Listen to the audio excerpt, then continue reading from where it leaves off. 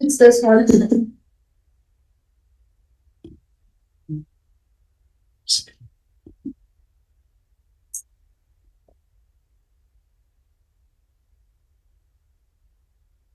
Okay, fine.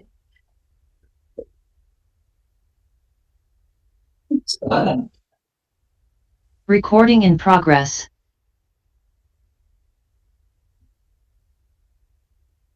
Luge. Two. Okay. Democrat and one that leans Republican.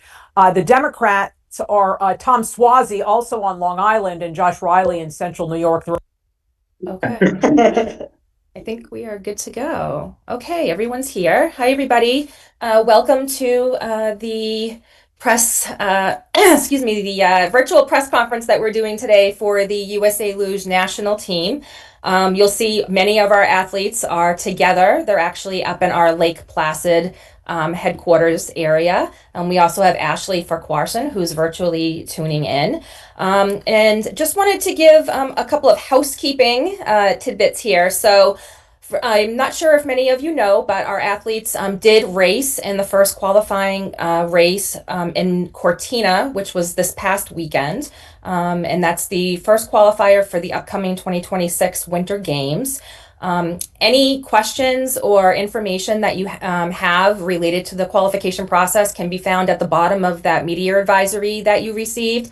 You can also reach out to me anytime. I'm Lauren Howe, and I'm the PR manager for USA Luge. This coming weekend is the kickoff for the World Cup season for 2025 and 26. It begins in Winterberg, Germany. Team USA, our athletes here, have decided to come back to the US a little early and not compete in Winterberg. It's actually not a qualifying race. So we are now taking the time to catch up on some training in Lake Placid in preparation for the two North America races that are coming up. The one next weekend, so a week from this coming Saturday, Friday, in Park City, Utah, where there will be, approximately 24 nations and 126 sleds, and also in Lake Placid right the weekend before Christmas, and then we'll take a holiday break, and then we'll go right into the season. So today we have our singles athletes, men and women singles, and I'm just going to kick it off with Emma Erickson. Emma is excuse me, a 2024 Norton Junior National Championship silver medalist. And Emma, it's great to see you and have you back and have everyone back in the US. I know you've been gone for quite some time. So as one of the newer members of the national team, how has your experience been, Emma, training and competing with your fellow athletes? It's been really rewarding learning from all the older athletes and all of the knowledge they've had. So yeah.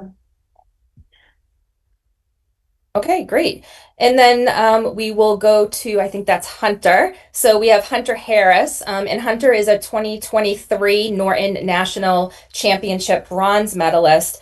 And Hunter, you're somewhat new to the national team as well. How has your experience been training with the athletes in Europe leading up to the season? Yeah, it's super cool. This will be my third year, so it's always good to be learning from the older athletes. They've all been super helpful. So just trying to get the experience with racing senior World Cups and then hopefully doing good this year. Yeah, thank you. And next we have Matt Greiner. Matt is from Park City, Utah. He's a 2024 Junior World Championship silver medalist and a 2022 Junior World Championship bronze medalist. Matt, it's great to see you. This is your first full season with the national team on the World Cup circuit. You had a strong race this past weekend in Cortina with a career best 16th place. So congratulations on that achievement. Have you done anything new with your training as you prepared for the season? This year I'm just trying to come into it with a new mindset. I had some trouble with injury and stuff last year, and I think something that made a big difference, especially coming into this first Cortina race, we had a particularly intense preseason with several race-offs between the singles men, and just building that high-pressure race mindset, and it made me ready for the race day in Cortina. It had been inconsistent training, but put my mind to it, and I got the job done. Great, thank you. And I believe we have Tucker West in the back there. So Tucker is a 3-time Olympian, a 3-time World Cup gold medalist, and a 13-time Norton Star Championship gold medalist. And Tucker, 2026 games may be your 4th Olympic appearance, which makes you one of the most experienced athletes on the U.S. team. Are you doing anything different this Olympic year that you may not have done in years past? Yeah, you could say old. Yeah, I mean, like, definitely trying to lean on some strengths. We had a good off season with summer training. I think the name of the game this year is going to be staying healthy. We had some issues earlier in the year that with an injured neck, and that's kind of carried on into the racing season. So getting healthy and staying healthy is the name of the game this year, and that's what's going to be different. Mm-hmm. Great. And then next we have Emily Fischnaller, I believe, is in the back. Emily is a 2-time Olympian, a 2-time World Championship bronze medalist, 29 World Cup and World Championship medals, and 2024 World Championship, 2 golds as well. So Emily, you've had a busy year. You've gotten married. Congratulations on that. You're preparing for what could be your 3rd Olympic appearance. How are you planning to move forward now that we're just a week away from traveling to Park City for your first World Cup of the season? Thank you. Yeah, I would say, well, clearly the Cortina race did not go well for me. So I learned very obviously what is not going to work for me this season with some equipment choices. And now there's just a little bit of extra fire ready for these 2 home, I say with air quotes, but 2 North American races, 2 American World Cups coming up. So I have a fire in me and I'm ready to get back to it. Awesome. It's great to see you, Emily. Thank you. And next we have Summer Britcher. Summer is a 3-time Olympian, 2024 World Championship Team Relay silver medalist. She has 5 World Cup career victories, which is the most in USA Luge history. So, Summer, with those 5 World Cup victories and 3 Olympic Games under your belt, you've had a truly remarkable career. Excuse me. What, if anything, are you doing differently than in previous Olympic years to ensure your spot on the 4th Olympic team? Well, the one thing I've realized over my lengthy career, because I'm old as well, as we're all pointing out, is that every Olympic experience, every Olympic season and trials has been very different. There's ways that they're similar, but they're all unique. So this year, I'm really trying to focus on just being present. It sounds cliche, but enjoying the process, enjoying each race. We had a very, very long preseason, and this past weekend found ourselves finally racing in Cortina, and it felt like, what? We're here? We're racing already? How did this happen? Like, we just started sliding. So taking that in, and instead of looking ahead and looking at the future, trying to enjoy each moment, because I think it's going to be making the team or not making the team. Cortina is going to come in the blink of an eye, and it's going to be time for Team USA to race and show up. So just really making the most of every moment. Awesome. Thank you.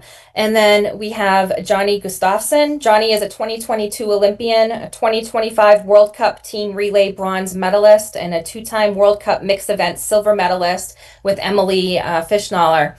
Johnny, you had a decent year of racing last year with medals in the team relay, mixed events. This past weekend, you led the U.S. men in Cortina at the qualifying race. Does that success in Cortina boost your confidence going into the season?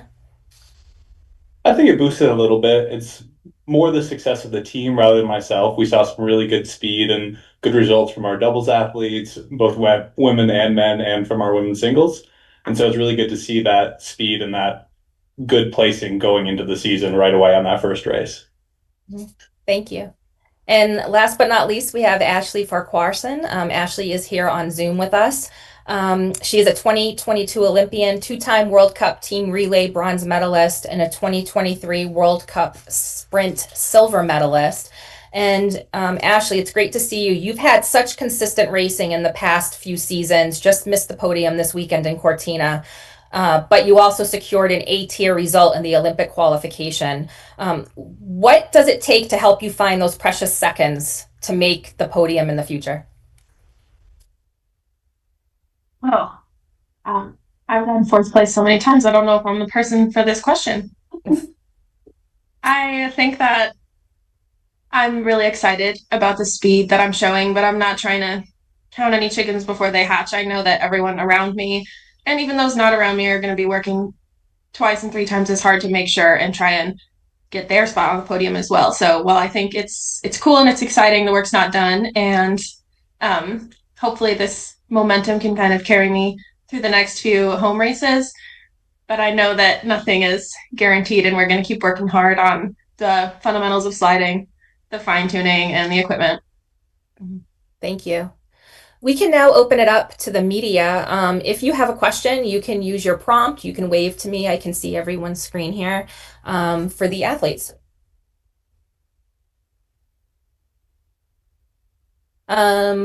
Jake Main, great to see you. Or Jack Main, sorry. I appreciate it. Thanks for setting this up, Lauren. I really appreciate it. Start with Emily.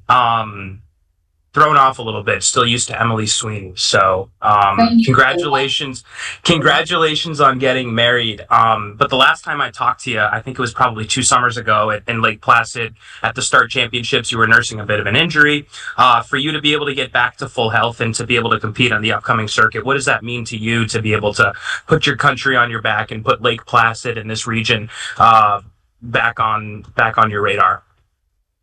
I think that if you're in sport long enough, like a lot of us have to deal with some really big injuries, or maybe not big, but you're going to have to deal with injuries if you stay in sport. And I think the mental and physical challenges that brings can be really overwhelming at moments. So to be where I'm at now, I mean, I had second place start in the last race. I'm really proud of that transformation that I've made in my body and my sliding. That will come. The speed wasn't there, but that's okay. I think that overall, I'm really proud because there were a lot of moments where the fear of not knowing if I was going to be able to do it felt all consuming. So to be able to push through those and be here in this spot at the opportunity to qualify for a third Olympic Games is pretty empowering. Great, thank you. Thank you, Jack. Tim Reynolds, I see you next. Hi, everyone. A couple of things. Tucker, you mentioned a neck issue. Can you shed any light as to what's going on, where you're at? Are you on the good side or the bad side of it right now? Just can you fill us in on what all that means? Yeah, sure. In the second week of the preseason, I had a neck injury. We were in Segulda. I got an MRI, and it ended up being a bulging disc or herniated disc, whatever you want to call it, in the C5, C6 area, which normally is fine. It'll go back in and be fine on its own, but it pushed hard enough on the nerve that caused a little bit of nerve damage in my right side. So I lost all the strength in my right arm, and yeah, I've just been kind of working through that. It's been, the start's always been my strong suit, so to lose that's been a little bit difficult. Pulled 26th place starts in the last race, so I wouldn't say I'm on the good side of it yet, but the pain's gone, which is great. We've turned the corner, I think. I think I just need to get the strength back. So slowly but surely, I will come back, but it's been a slower process than I would have liked. Is the week off? I know it's not a qualifier week, so it made sense for you guys to come back to the States, but how much will a week off help? Yeah, I mean, every day off helps at this point. It's definitely a battle against the clock right now. And I'm just throwing this out for anyone. You've all seen Cortina now. It doesn't look like February yet there, is my understanding, but just when you're there, how tough was it to not think about what's potentially coming for a lot of the people in the room where you're sitting right now, just as we all know what the big race is. And, I'm sure it was very, very easy to think about what that moment in February could be like. What were your takeaways from what that track is like and what February is going to be like?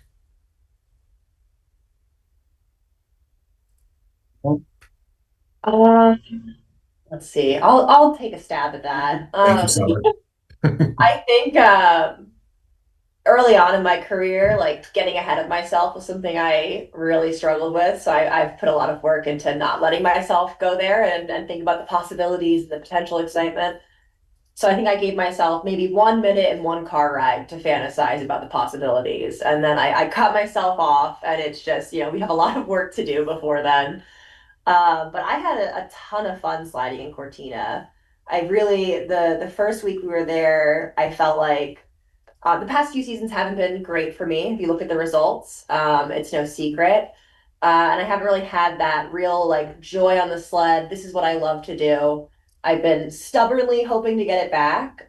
So I really just going to Cortina felt an immense sense of relief that I was like, okay, here it is. This is what I've been this is what I used to have on the sled. This is what I've been seeking out. So to have that feeling on the ice, it's just tremendously exciting for the whole season. So we have a long season we hopefully go, all of us are hoping to go back to Cortina, but I'm just taking away the fun that I had there and really like letting that set into my subconscious. So if all things go well, fingers crossed, I make the team. I'm going to be going back with a smile on my face for all the right reasons. Thank you. Great. Thank you, Tim. Julie Jag, you're up next. Thanks. Thank you everybody for being here. So I'm from Salt Lake Tribune, so definitely interested in the Park City racers and had a couple questions. Ashley, I was hoping you might also kind of address the question that Tim had asked and how the track felt to you and also what it meant to take a fourth place in that kind of pre-trials run. Hey, Julie, thank you. I think that there's still so much to be done around the track that it really didn't feel like a big looming thing yet. But when we raced this weekend, there was a moment on the handles where I was like, wow, this could be me again. So it's pretty cool. I do enjoy the track. I think it's really fun. It's not like super high pressure or anything super tricky, but there are some really fun elements, and it was a really cool process to learn this one and opened up a unique opportunity for like collaboration among the team, and I had a lot of fun with that part. Taking fourth place, it was really cool. It was exciting, but that's not something I can count on again. I know that there's still a lot of work to be done and a lot of learning and getting comfortable and getting confident. So I'm just trying to stay in the now and put my head down, do the work. Can you expand a little bit on what you mean by collaboration among the team? What happened there?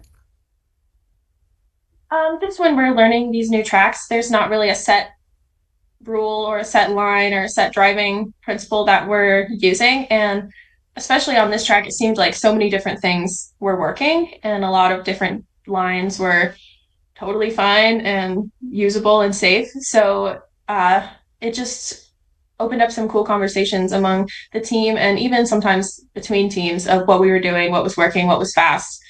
And I just thought it was cool and we had some fun. Nice. And if I can sneak in another question, I just would like to know from you and Matt and Emma, you're all Park City based or came from Park City or spent some time there. What do you train together there, or do you kind of split up between Lake Placid and Park City?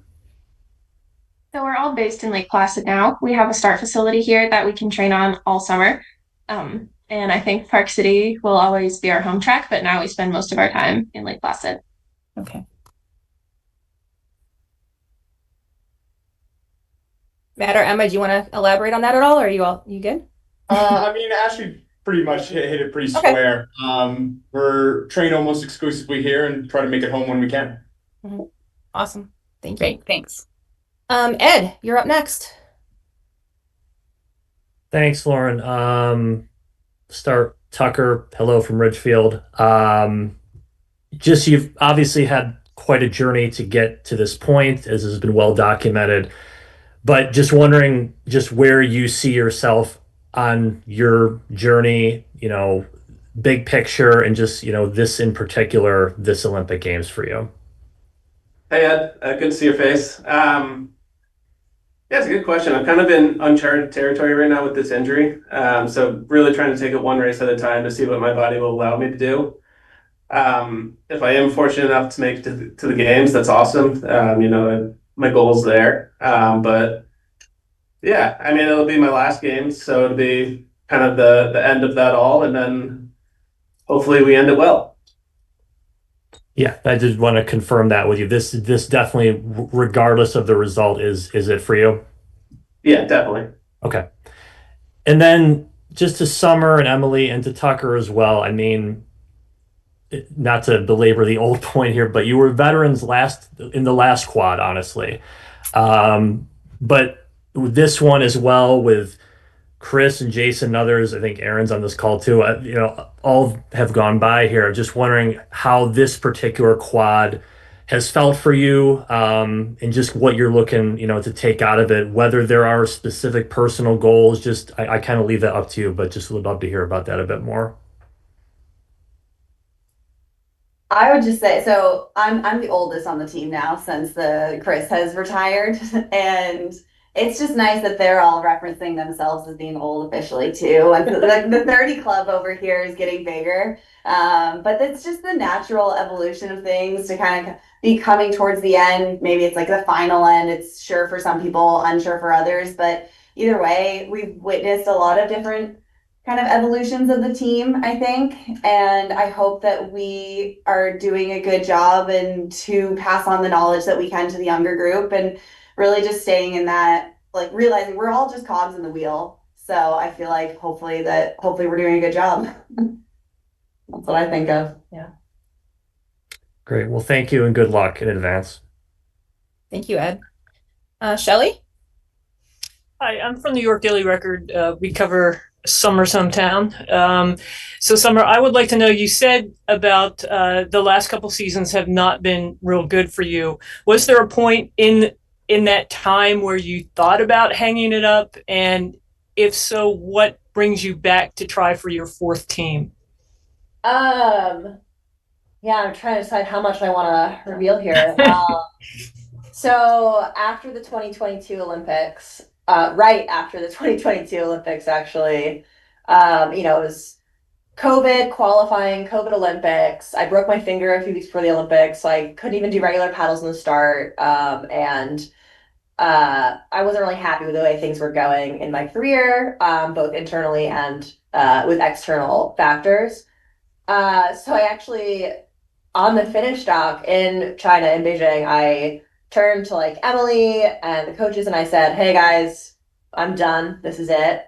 Had a good cry, a nice group hug, went on my merry way and spent half the summer in a little false retirement, and then said, actually I'm not done, and came back, and no one was surprised, I think, when I came back, because I wasn't done. And I think on some level, every athlete probably, we think of our lives in quads in 4 years at a time. So whether the answer is always going to be yes for you, when you come to the end of that Olympic quad, you're still going to maybe sit down, reflect, and think, okay, like, am I giving this another 4 years? Even if going into that thinking, 100% I'm sticking around for 8 years, you're still going to reevaluate. And yeah, I think for me, I've reevaluated several times, and I've had ups and downs in my career. And the biggest thing, I'm very stubborn. And I have really not wanted to walk away with bad feelings about the sport and my career. So after 2018, I had some tough results, and I didn't want to leave it there. 2022 was also not the best. But really, to me, it's just where I am internally. When I choose to walk away, I want to be really proud of my entire career. I want to be proud of what I'm leaving behind, and I want to be proud of where I'm at mentally. And I want to walk away with love for the sport, and I want to walk away going, man, I wish I could keep going. So that's sort of my goal when I look at that decision. Terrific. Thank you so much, and good luck. Thank you. Yeah, thank you. And then we have Jack. Thank you again. Hunter Harris, from one Vermonter to another, how exciting is this opportunity for you to be able to represent such a small state, and for you, for a first-time national teamer, to have an opportunity not only to be at this level, but to even elevate it and be an Olympian in a few months?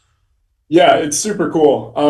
everyone on the team knows how proud I am of being from Vermont. So, yeah, no, it's super cool. And I think I this kind of ties into what we were talking about being in Cortina. Like, it's a little bit surreal to think that I'm going through this qualifying period and like I actually have a chance of going to the Olympics, because this is like a dream that's been around for so long. So it's always kind of felt like very far in the future, like, oh, maybe one day. But it's happening now. So it's super exciting. I'm really grateful to be able to be here and do this. So yeah, I'm just excited. I hope it all goes well. I know it's a ferry ride between Lake Placid and Vermont, but to be able to have that resource in your backyard, how huge was that for you to be able to grow up and be able to just visit it, train there, whatever it might be, live there, I assume now full time? Yeah, it was huge. Like, yeah, it's just, I think it's like an hour and a half from my house. So it was good as a kind of a development team athlete. And then, yeah, I moved here in 2019. So the biggest thing is I get to see my parents. It's not that far of a drive to see my parents now. So, but yeah, it was definitely, it was good to be so close growing up. Did you go to public high school, like BFA Fairfax or something like that? St. Albans, yeah, BFA St. Albans. BFA St. Albans, right on. All right. Thank you. Appreciate it. Go Bobwoods. Thank you. And we have time for two more, so we'll go to Tim, and then we'll end it the singles press release here, press conference with Julie. So Tim, go ahead. Thanks again, Lauren. As someone who covered races on the old track, I'm kind of tired of the old dialogue. None of you are old, so let's just stop right there. I've been older than all of you, so taking offense to the old comments. That said, those of us who have been around sliding a long time, it's changed. We all know it. We all see it in the calendar. It used to be, I think you used to be able to set your watch, and I think we used to be on ice in Placid, or you guys used to be on ice in Placid, like the first Monday of October. And that is no longer the case. You know, the climate is changing. The world is changing. Well, bobsled worlds this year, 4-man race was a waterfall in Placid on the second weekend of March. How much do y'all worry about the future of the sport? And yes, there's artificial tracks and really good ice makers and all that out there, but the seasons are just getting shorter and shorter, it seems like. And it's the optimal sliding season is even getting more compressed within that. How much do you worry that this is all going to keep changing and probably not for the better? I think it's definitely a topic.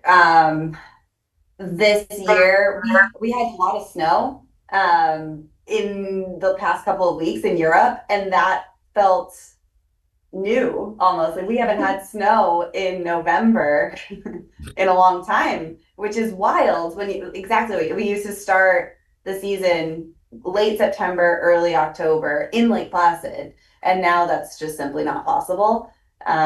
We are fortunate that there is a group within the FIL that is really interested in this, and the Cortina track itself has a lot of environmental kind of safeguards, or at least things that they've planned for that to help it be more efficient and to help our sport be able to be more sustainable, because I mean the nature of it is not that sustainable. But there's so much technology that we can implement and that people are getting really creative. Even this track, the way that they built it low to the ground, they have coverings on the roofs with it'll have kind of natural greenery on top also to keep the temperatures down and things like that. So they're getting quite creative with things. So I'm grateful for those minds within our sport.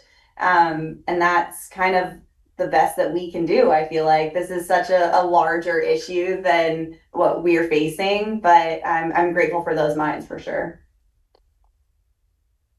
Thank you. Thanks, Emily. And we'll close the press conference with our singles athletes with Julie Dragg. Thanks so much again. Really appreciate it, Lauren. This is mostly for Matt. I was just wondering what you learned on the abbreviated World Cup circuit last year, and then also what is it like to enter your first full World Cup circuit during an Olympic year? Absolutely. So last year had a lot of ups and downs for me. It started pretty rough with like a concussion in Segulda.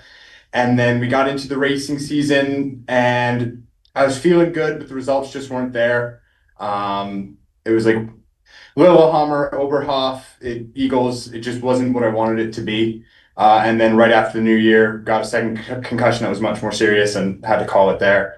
But it was such a good experience learning from the older athletes and people who have been around and really taking in the camaraderie. You know, I think about that Thanksgiving dinner we had in Lillehammer where everybody made something and just what a great evening that was and how much fun it is to be with your friends and who are practically your family.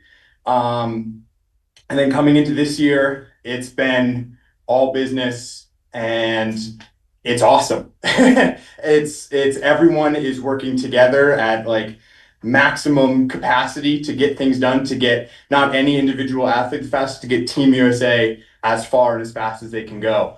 I was personal best result this last weekend in Cortina, and I'm just going to try and ride that momentum right into February. Do you feel like that's something, I mean, is the Olympics a goal this year, or is it something where you kind of just want to get the experience and see where it takes you? I'm certainly going to try. Great. Thanks so much. Great. Well, I want to thank all of our national team singles athletes, Emma, Hunter, Matt, Tucker, Emily, Summer, Ashley, and Johnny. Best of luck to all of you this season. We can't wait to see you race here for Julie and team here in Park City and in front of, I'm sure, lots of family and friends in both Park City and Lake Placid. So good luck and thank you again for your time. Appreciate it. Thanks all. Thank you, guys. Thank you. And just give us a minute here. We're just going to transition into the doubles.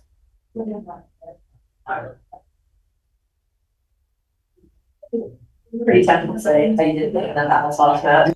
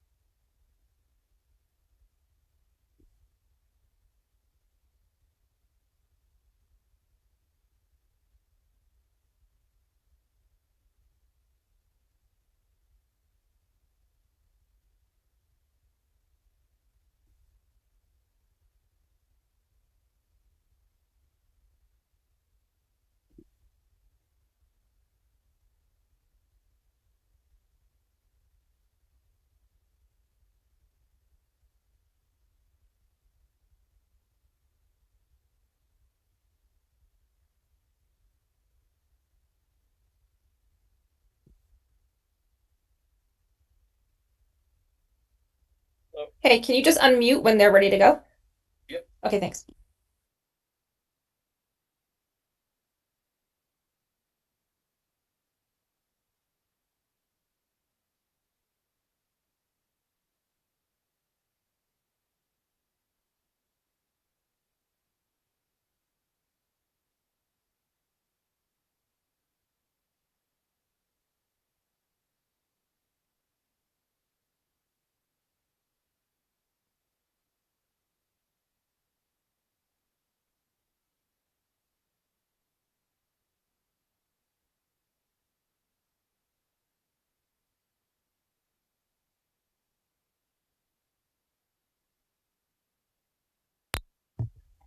Great. Hi, everyone. Great. Well, we're back with our USA Luge National Team doubles athletes. In the room, we can just go around like we did last time and just start with questions that I have, and then we'll open it up to the media. So I see Dana and Frank right over there. Yes, thank you for waving. Great to see you. You are, excuse me, 2024 World Championship Team Relay silver medalist, which, wow, that's awesome. Congratulations on that. You didn't really get a lot of track time last season with the other teams due to Dana's injury. How's it going so far this season for both of you? So far this season, it's going really well. I feel like training's been going very well. Happy with our result this past weekend in Cortina. So yeah. Yeah, Right. Any thoughts? just getting back onto the track on a double sled. It's been, like Dana said, it's been going well. Not much more to say about it. Just gearing up for the next qualifying race. Great, great. And next we have, I think that's Sophia Gordon and Maya Chan. So they have 4 top 10 finishes last season.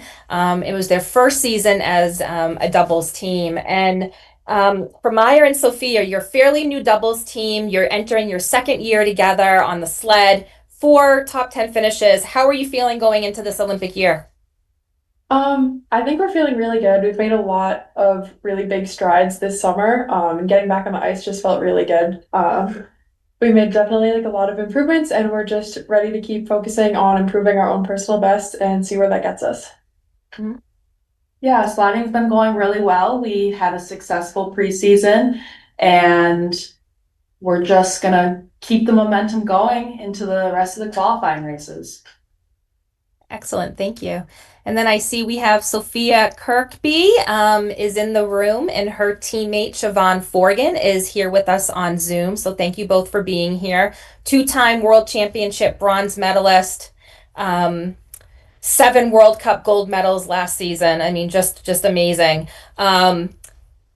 You're really just one of the top women's doubles teams in the world. Does that expectation of future success have any pressure on you as we're entering this upcoming Olympic season? And we can start with Sophia, and then Siobhan, you can come off mute. Personally, I'm not feeling as much pressure as I think I should be. For the most part, going into this Olympic year, my main goal has to be to have fun and do my best. Great. And Siobhan, great to see you. Hi, good to see you. Yeah, it's really been a different feel to the season being an Olympic qualifying year, but the feel is like it's very exciting and it's very motivating. I think there's always pressure, and that's kind of your job as an athlete to be able to handle that. So far it's been going really well, and yeah, it's really motivating us to be the best we can be. Great. And we also have on Zoom Zach DiGregorio and Sean Hollander. Zach and Sean are 2022 Olympians and 2023 World Cup gold medalists. So Zach and Sean, great to see you. How are you preparing for the upcoming season as you work to secure a second berth on an Olympic team, and what are you focused on?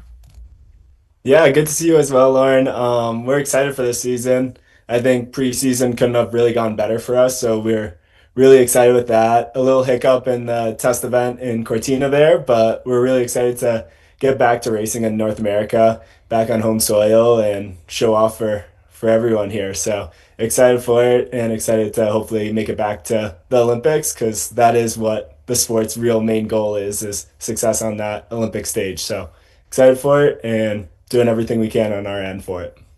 Yeah, like Zach said, we were very happy with how the preseason went. We got a lot of good training on tracks that we're going to race on. And yeah, we made huge strides over the summer with our start. And I think we're very happy with where our sled is this season. And yeah, we're just excited to compete on home soil again. It's going to be a really fun next 3 weeks. So we're gearing up for it. Yeah, awesome. It's great to have you guys back. And last but not least, we have Ansel Hugzada and Marcus Mueller. So Ansel and Marcus are the 2025 U23 World Championship gold medalist and the 2024 World Junior Championship gold medalists. Congratulations on your second place finish this past weekend at the Olympic qualifier in Cortina. It's going to be a huge boost to your confidence going into the season. Can you talk a little bit about your feelings as we go into Park City in 2 weeks and then in Lake Placid? Yeah, for sure. I mean, definitely, like you said, a big confidence booster seeing the second place on that track. And I think we're really just looking to keep that momentum and keep that feeling going. It's very exciting to get on these tracks. Lake Placid, we don't have as much training on as maybe we would like, but Park City is definitely a really comfortable home track for us. So it's very exciting. Yeah, like Ansel said, we're going to try to keep this momentum going. We were really looking for 2 consistent runs in this Olympic qualifier. And yeah, we know we have some speed. So super excited for these home tracks coming up. Awesome. Thank you. Well, we can open it up to the media, and I see Tim Reynolds from the AP, your hand's up, so I'll give you the floor. Thanks again, Lauren. Ansel, Marcus, congratulations on the second this past weekend. To follow up on what you guys just said, there's pretty legendary sled took third in that race, and it wasn't a fluky second for you guys in any way either. Where I guess on the one hand, it's cool to have this much speed and this much momentum early, and on the other hand, I think everybody knows that you guys are a sled to watch out for now. How are you guys hoping to balance both the having a little bit of a target on your backs now versus, the confidence that you guys are rightly sliding with?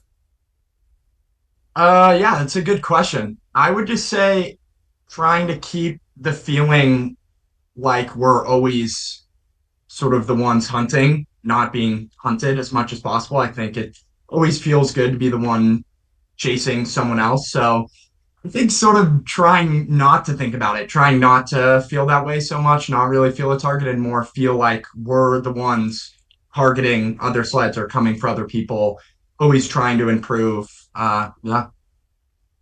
Yeah, Ansel couldn't have said it better. Just keeping our head downs, consistent runs, and yeah, like I said, hunting. And really for you guys, or Zach, Sean, really anybody, anybody who wants can jump in on this. USA Luge has, we all know, an extremely rich history with doubles. Mark and Brian, Gordy, shout out Gordy, of course. But how nice is it to have so much momentum now as a doubles program, men, women? There's, the relay obviously has given more medal opportunities. There was a long time there where doubles medals weren't really within reach, and now every weekend it's reasonable to expect contending for one. What's it like collectively to be part of this?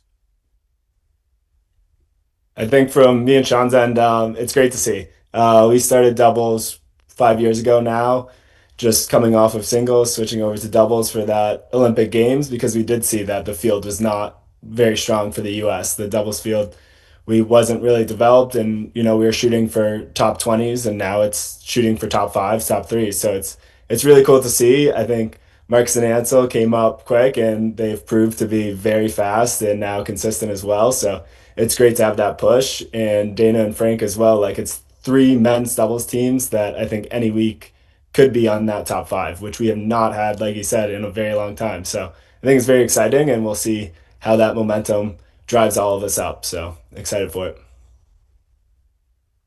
Thanks, everybody. I feel like piggybacking off what Zach said, it's very cool to have all 3 of us like vying for all 3 of these sleds vying for those top spots every weekend, and being able to push each other within the team as well. It's really cool. Yeah, even in women's doubles, it's been really motivating to have Siobhan and Sophie right there with us. They have one of the fastest starts on the women's circuit. And so for us to be able to train with the best of the best all summer long, it's only helping me and Maya. And it's really cool to see how the more seasoned doubles teams are able to help out someone who's newer to the doubles discipline. So it's amazing, and I love the team atmosphere we've created. Thanks, everybody. Appreciate it. Great. Thank you, Tim. Does anyone else in the media have questions for our doubles athletes? I do. It's Julie Jag. Julie. Sorry. Yeah, I'll no come problem. back if that's all right. Nope, that's okay. Go ahead. Okay. Ansel and Marcus, you said that you're most comfortable on you're very comfortable on the Park City track. I'm from the Salt Lake Tribune. Can you talk a little bit more about your first experiences on that track and what makes you so comfortable there and what you like about it?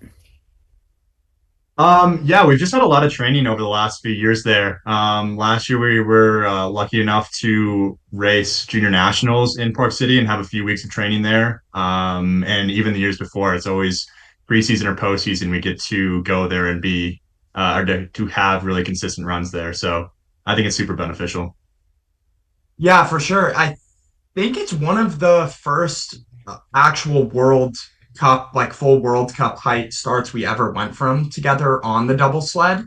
I probably the first actually pulling a full start, doing a full run from a senior World Cup start height. So it's kind of the first track we ever had that experience, that speed on. And I think ever since then, we've just gotten lucky enough to always be able to spend a week or two there almost every season. So definitely a lot of comfortability there.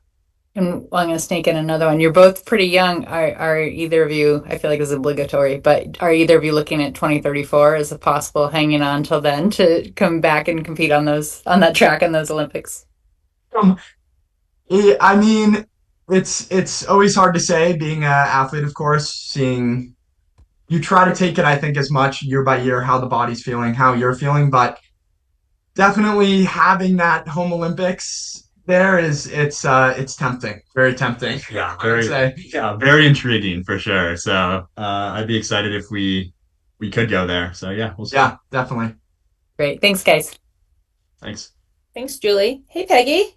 How you doing? Hi. Oh, you're on mute. Yeah, There no, you I'm go. on mute. I'm stuck in a hotel room in a snowstorm in Waltham, Massachusetts. I'm stuck in a snowstorm in Massachusetts as well, so we're in good company. Question for Ansel and Marcus. I'm just kind of coming up to speed on you guys. Can you talk about how long you've slid as a doubles team and what you like about doubles? Yeah, I think we started sliding doubles together in 2019, so it's been 7 years, I believe. I think what I always liked about doubles was just the teamwork aspect. It's adding this is an individual sport for most people, so it was really cool, I think, when first starting doubles to feel that team aspect in this sport, to be able to work with someone on the runs together, to be able to share in the victories, to be able to share in the defeats, and I think just go through that whole process together was what was really cool about it. Yeah, I don't have anything to add. Ansel and I have the same standpoint on that. So yeah, it's pretty fun. Thanks. Okay, Tim, you're up. I just want to tell Peggy Shin she's a legend. First of all, that's I don't see Peggy anymore. I wish I saw her more of her.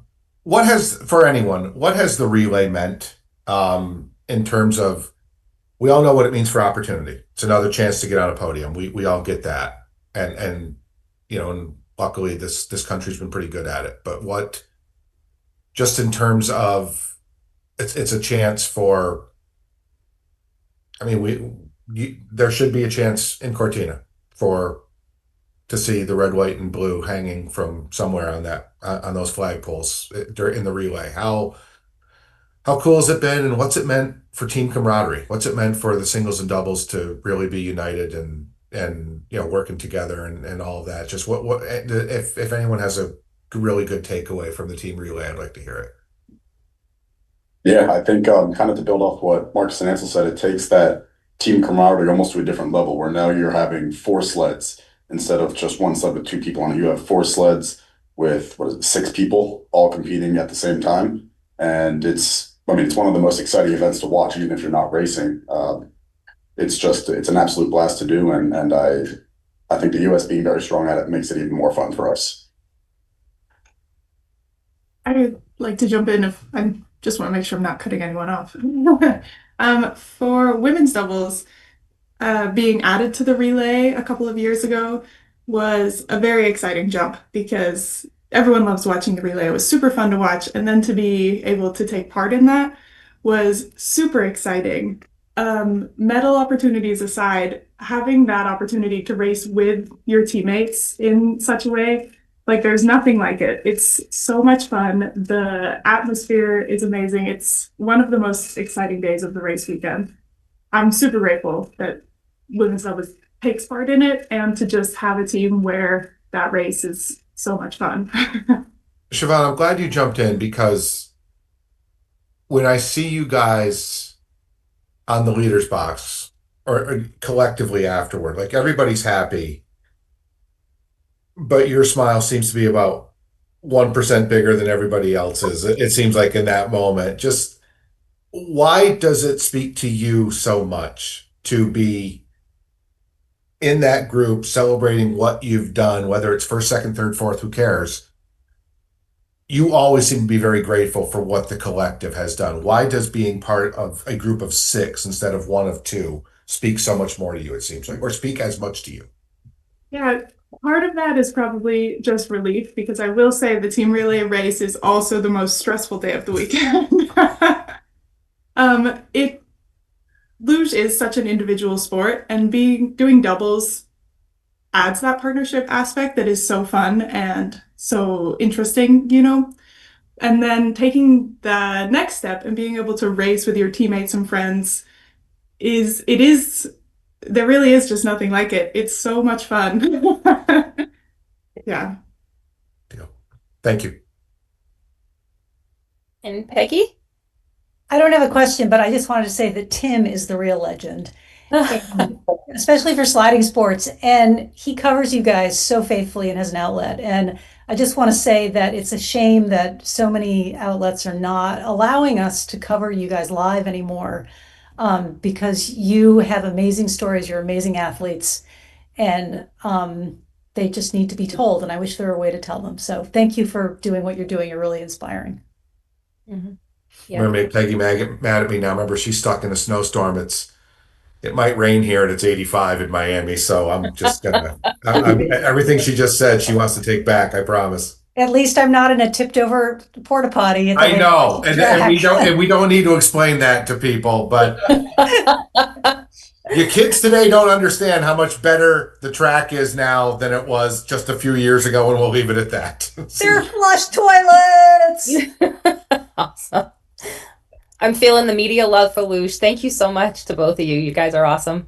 Anyone else have any questions? I'll jump in with one more question, but I'm just going to steal it from Tim. He'd asked if that's okay. Is that okay, Lauren? Okay. Yeah. He had asked the singles athletes just about if there are any concerns that you have about the season getting shorter and shorter, it seems like, every year, and especially with the conditions at the track at Milan Cortina. What are your thoughts on that? What is the future of luge? And obviously, I would love it if you gave a little eye toward the games coming here to Salt Lake City in 2034.